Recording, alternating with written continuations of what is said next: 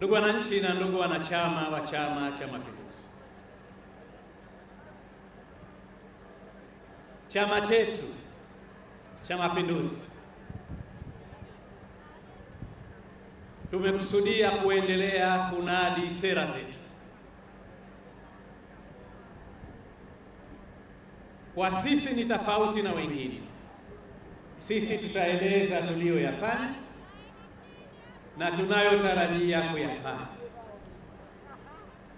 Tofauti yetu ya sisi na wao hawana cha kueleza walichokifanya,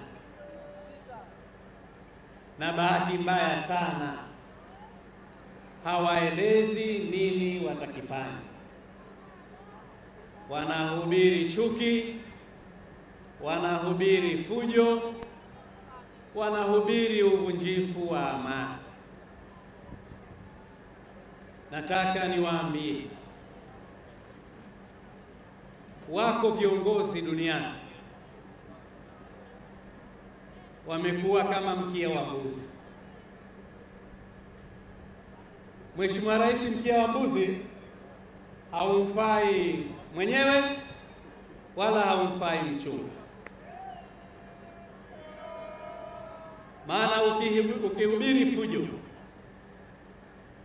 halikusaidii wewe wala haliwasaidii wananchi, linakwenda kuwaathiri wananchi wetu wa sasa. Naomba sana nitumie nafasi hii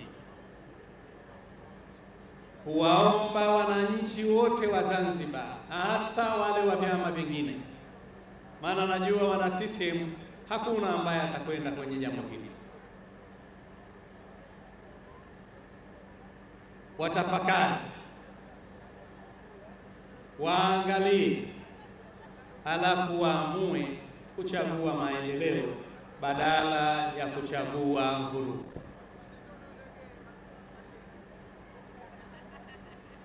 Na yasema haya kwa sababu Pemba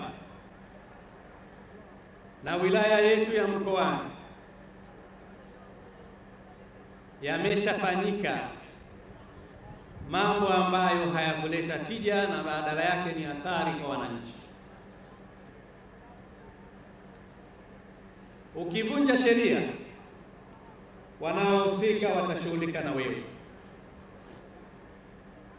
lakini ukidumisha amani, upendo wa nafsi wako utakuwepo, lakini na upendo hata wa Mwenyezi Mungu utakuwepo.